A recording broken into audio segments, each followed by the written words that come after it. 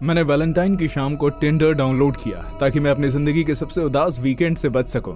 मैं 45 साल का था, अकेले ही खाना खा रहा था, 10 बजे से पहले सो जाता था और हर सुबह उसी शांत अपार्टमेंट में जागता था।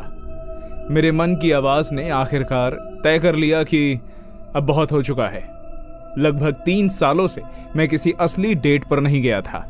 जब से मेरा पिछला रिश्ता टूटा था, मैं खुद से कहता आ रहा था कि मुझे बस थोड़ा समय चाहिए। थोड़ा टाइम महीनों में बदल गया और महीने सालों में। मेरा दोस्त मार्कस मुझे काफी वक्त से ऐप्स आजमाने के लिए कह रहा था और उस शनिवार को मैंने आखिरकार हार मान ली। 2 दिन बाद मेरा मैच एलेना से हुआ। उसकी प्रोफाइल फोटो इतनी शानदार थी कि मैं देखता ही रह गया। उनमें से लगभग सभी फोटो एक ऐसी सांवली बालों वाली लड़की की थी जो 36-37 साल की उम्र की लग रही थी और वो किसी प्रोफेशनल फोटोशूट जैसी लग रही थी।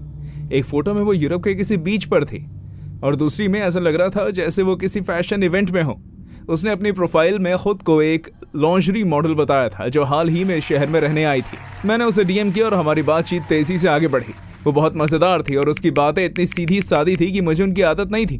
उसने कहा कि उसे समझदार आदमी पसंद है और कम उम्र के लड़के उसे बोर करते हैं। जब मैंने उसे अपनी फोटो भेजी तो उसने मुझे हैंडसम कहा। मुझे पता था कि शायद वो झूठ बोल रही है, लेकिन मुझे कोई फर्क नहीं पड़ा। बहुत समय से किसी ने मुझे हैंडसम नहीं कहा था ना। जब मैंने उसे डिनर पर चलने का ऑफर दिया तो उसने मुझे हैरान कर दिया। डिनर पर जाना बहुत ज्यादा फॉर्मल लगता है, उसने कहा। मैं तो चाहूंगी कि तुम्हारे घर आ जाऊं ताकि हम आराम से बातें करें। इंतजार किसका, चलो मिलते हैं। मेरे दिमाग का हर समझदार हिस्सा मुझे ये कह रहा था कि ये सब कुछ सच होने के लिए बहुत ज्यादा अच्छा है। मेरे जैसे लड़कों को सिर्फ अपने फोन पर बटन दबाकर एलेना जैसी खूबसूरत लड़कियां नहीं मिलती, और तो और उसकी फ्लर्टी फोटो और उसका खुद मेरे घर आने का ऑफर। ऐसा लग रहा था जैसे कायनात मुझ पर बहुत ज्यादा मेहरबान है। लेकिन मैं बहुत अकेला, परेशान और बेचैन था और इन तीनों चीजों का मेल अक्सर इंसान को बेवकूफ बना देता है और वो अपने सामने मौजूद असली खतरों को कभी देख नहीं पाता। उसने अगली शाम 8 बजे आने की बात पक्की कर दी। मैंने उसके बाद वाला पूरा दिन खुद को तैयार करने में बिता दिया और मैं ये बात बताते हुए थोड़ा शर्मिंदा भी महसूस कर रहा हूँ। मैंने अपार्टमेंट को 2 बार साफ किया, एक ऐसे रेस्टोरेंट से महंगा खाना मंगवाया जहां मैं पहले कभी नहीं गया और यहाँ तक कि मोमबत्तियां भी जलाई।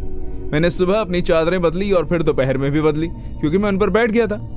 शाम 7:30 बजे तक मैं अपनी सबसे अच्छी शर्ट पहनकर अपनी रसोई में खड़ा था और अपनी धड़कनों को धीमा करने की कोशिश कर रहा था। ठीक 8 बजे दरवाजे की घंटी बजी। मैंने गहरी सांस ली और दरवाजा खोला। मेरे घर के बाहर खड़ी औरत 60 साल से कुछ ज्यादा उम्र की लग रही थी। वो दुबली पतली और पीली पड़ी हुई थी और उसने एक ऐसी ड्रेस पहनी हुई थी जो उसकी उम्र के हिसाब से बहुत ज्यादा जवान लड़कियों वाली थी। उसके बाल गहरे रंग में रंगे थे जो उसकी त्वचा के रंग से बिल्कुल मेल नहीं खा रहे थे और उसके चेहरे पर फाउंडेशन की इतनी मोटी परत जमी थी कि वो उसके चेहरे की हर झुर्री भर गई थी। उसकी लिपस्टिक फैली हुई थी। वो अपने सारे दांत दिखाते हुए मेरी तरफ देखकर मुस्कुरा रही थी। उसने पलक भी नहीं झपकाई, बस उसी तरह मुस्कुराती रही जिससे मेरे पेट में अजीब सी घबराहट होने लगी। हाय कोडी, ये तुम्हारी एलेना है, उसने एक बनावटी मीठी लगभग लड़कियों जैसी आवाज में कहा, जिसे सुनकर मुझे उल्टी महसूस हुई। मुझे ठीक से याद नहीं कि मैंने क्या कहा होगा। शायद कुछ ऐसा कि वो गलत घर में आ गई है। वो खिलखिलाकर हंसी और बोली, अरे कम से कम मुझे एक बार अंदर तो आने दो, फिर हम पता लगा लेंगे डियर। शर्मिंदगी, उलझन और ये अजीब सी बेचैनी सब कुछ एक साथ मुझ पर हावी हो गया। मैंने उससे जाने को कहा और दरवाजा बंद कर दिया। उसके बाद जो सन्नाटा छाया वो इतना गहरा और डरावना था कि मैं अपनी धड़कन साफ सुन सकता था। इससे पहले एलेना, अगर ये उसका असली नाम था, पूरी तरह से पागल नहीं हो गई। उसने दरवाजे पर खरोचना और दरवाजे का हैंडल जोर जोर से हिलाना शुरू कर दिया और चीख चीख कर मुझसे उसे अंदर आने की जिद करने लगी। जब मैंने उसे चिल्लाकर वहां से चले जाने को कहा तो वो हंसी और जैसे जैसे वो वहां से हटी उसकी हंसी और भी तेज और बेकाबू होती गई। मैं उसकी हंसी की आवाज से ही उसका पीछा कर पा रहा था। वो आंगन से नीचे उतरी और घर के चारों ओर चक्कर लगाने लगी। उसकी हंसी कभी नहीं रुकी। वो उसी तरह लगातार जारी रही, सांस रोक देने वाली, खुशी से भरी हुई हंसी, जैसे वो अपनी जिंदगी का सबसे बेहतरीन पल जी रही हो। क्या तुम्हें नहीं चाहिए कोडी? ये जिस्म पूरी तरह से तुम्हारा है डियर, बस अपनी शुगर प्लम को अंदर आने दो ना। घर के पिछले हिस्से से कहीं से उसकी गाने की आवाज आई। अरे आओ भी, मैं तुम्हारे लिए तो इतनी दूर से आई हूँ, तो शर्माओ मत। मैंने किचन से पुलिस को फोन किया। किचन की सारी लाइटें जल रही थी और मैं रेफ्रिजरेटर से पीठ से टाकर खड़ा था। जब मैं फोन पर बात कर रहा था तब भी वो औरत घर के चारों ओर चक्कर लगाते हुई हंस रही थी। फोन पर मौजूद पुलिस अधिकारी ने मुझे घर के अंदर ही रहने को कहा और बताया कि कोई मदद के लिए रास्ते में है। लगभग 8 मिनट बाद पुलिस वहां पहुंच गई। पोर्च खाली था। उन्होंने चारों ओर घूम कर देखा पर उन्हें कुछ नहीं मिला। उनमें से एक ने मेरे सामने वाले दरवाजे पर बने खरोंच के निशानों को देखा और पूछा कि क्या वो निशान पहले से वहां पर थे। मैंने कहा कि मुझे नहीं पता। उन्होंने एक रिपोर्ट दर्ज की और चले गए। मैं सुबह के 3 बजे तक अपनी रसोई में बैठा रहा। घर की सारी लाइटें जल रही थी और मैं हर छोटी से छोटी आवाज पर कान लगाए बैठा था। अगली सुबह तक टिंडर अकाउंट गायब हो चुका था। मैंने उसकी रिपोर्ट की, जिसके जवाब में मुझे एक ऑटोमेटेड मैसेज मिला। उसके बाद मुझे उस बारे में फिर कभी कोई जानकारी नहीं मिली। मैंने अपना खुद का अकाउंट भी डिलीट कर दिया। माँ का सब भी मुझसे पूछता है कि क्या मैं दोबारा उन ऐप्स पर वापस आ गया हूँ। मैं उसे नहीं कहकर बात का टॉपिक बदल देता हूँ। मैंने इस बारे में इतनी बार सोचा है कि अब इसकी सारी बातें ही मुझे झूठ सी लगने लगी। ठीक वैसे ही जैसे कोई याद तब नकली लगने लगती है जब आप उसे अपने मन में बार बार दोहराते हैं। मुझे इतना पता है कि उस रात मेरे अपार्टमेंट की हर लाइट जल रही थी, फिर भी मुझे सुरक्षित महसूस नहीं हो रहा था। मुझे नहीं पता कि वो औरत खतरनाक थी या परेशान, और ये भी नहीं पता कि खरोच के निशान असली थे या नहीं। अब जब भी मैं अपनी खिड़की के बाहर हंसी की आवाज सुनता हूँ, भले ही वो आम हंसी हो या सड़क पर खेलते बच्चों की आवाज हो, तो एक पल के लिए मेरे दिमाग जैसे सुन्न हो जाता है। उस आधे सेकंड के लिए मैं फिर से उस रसोई में पहुंच जाता हूं जहां मैं फ्रिज से पीठ टिकाकर खड़ा था। वो आधा सेकंड अब पहले से कहीं ज्यादा लंबा लगने लगता है।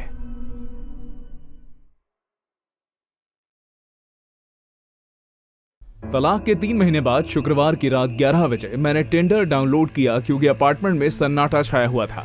मैंने खुद से कहा कि यह सिर्फ ध्यान भटकाने के लिए है। मैं बस कैजुअल डिनर करूंगी, शायद थोड़ी बहुत हल्की फुल्की फ्लर्टिंग कर लूंगी, लेकिन कुछ भी मेरे घर तक नहीं आएगा। मंगलवार की शाम को मेरी डैनियल से मैचिंग हुई। उसका प्रोफाइल बिल्कुल सादा था, जिसमें बीच शॉर्ट्स और फिशिंग रॉड पहने उसकी सिर्फ एक फोटो थी और बायो में लिखा था, हाल ही में कहीं और शिफ्ट हुआ हूँ, किसी सच्चे रिश्ते की तलाश में हूँ। अगर आप कैटफिश हैं तो कम से कम मज़ेदार तो हो। वो 42 साल का था और एक स्थानीय कंपनी में प्रोजेक्ट मैनेजर के रूप में काम करता था। उसने पहले मैसेज किया, जिसकी मैंने तारीफ की, और बातचीत बिना किसी अजीबोगरीब बकवास के आसानी से आगे बढ़ी। हमारी पहली डेट मिड टाउन के एक वाइन बार में थी। जब मैं पहुंची तो वो पहले से ही बैठा था और मुझे आते देख खड़ा हो गया। मुझे बहुत राहत मिली क्योंकि वो बिल्कुल वैसा ही था, दुबला पतला, जैसा उसकी प्रोफाइल फोटो में था। कंधे तक लंबे भूरे बाल, घनी दाढ़ी और नाक में एक छोटी सी नथ।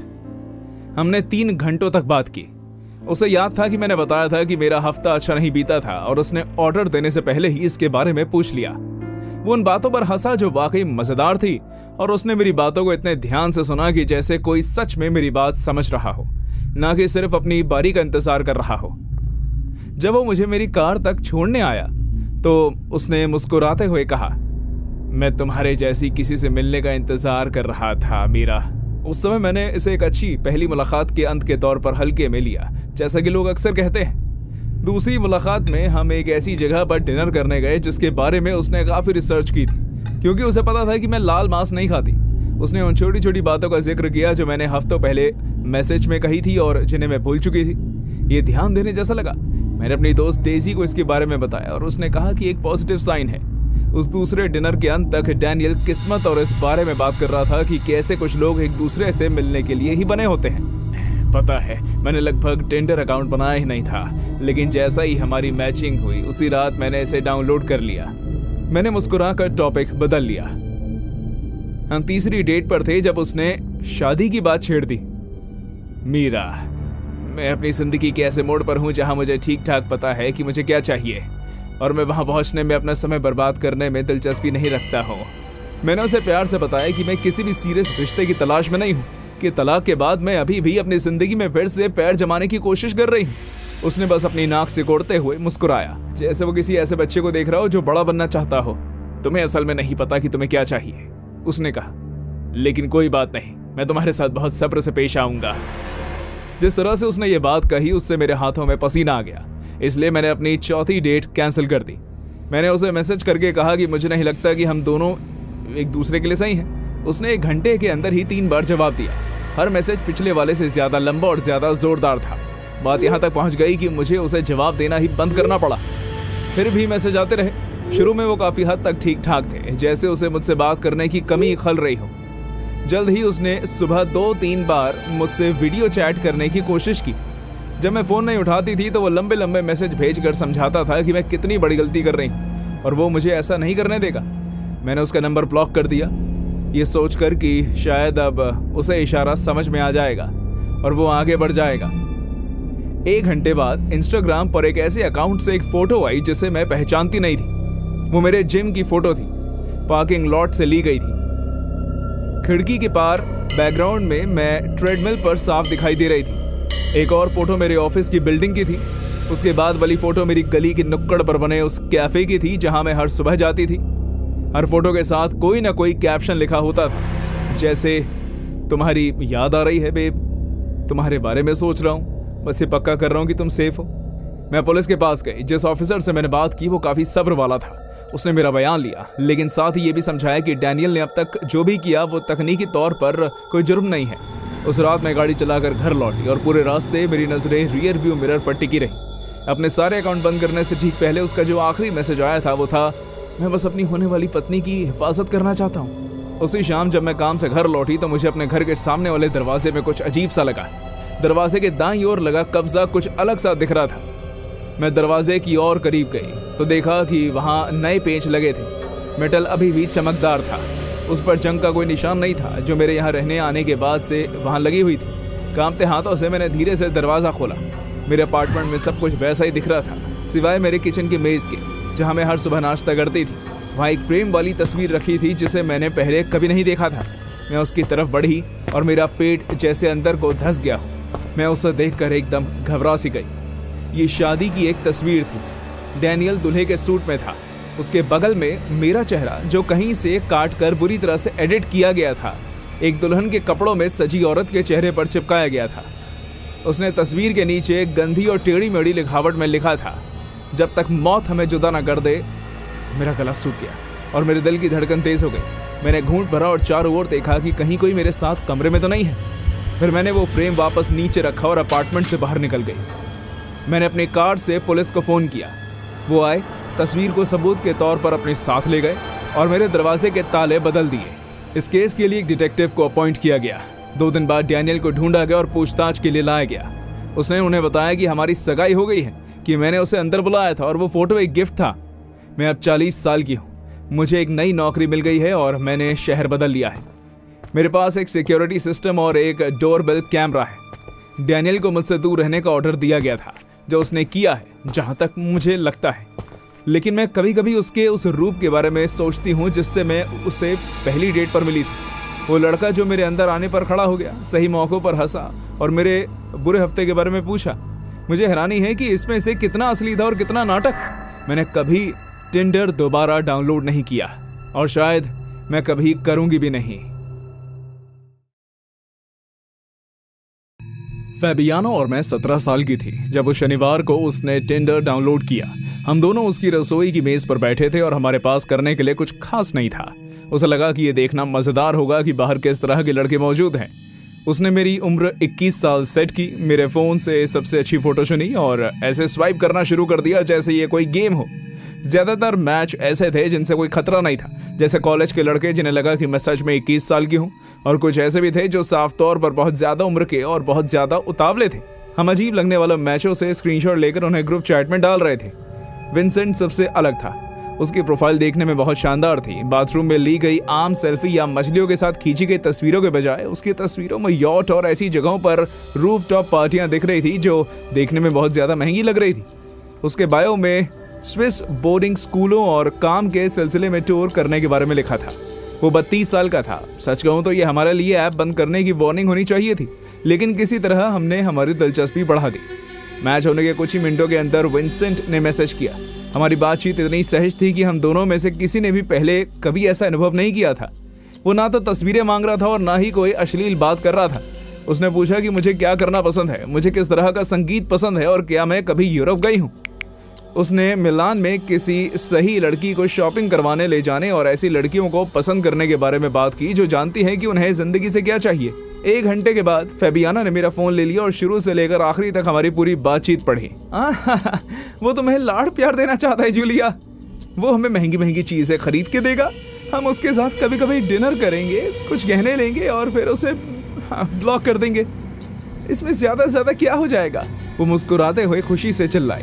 मुझे पता था कि ये एक बेवकूफ़ी भरा काम है, लेकिन फैबियाना में खूबी थी कि वो बेवकूफ़ी भरी बातों को बहुत ही समझदारी से करती थी।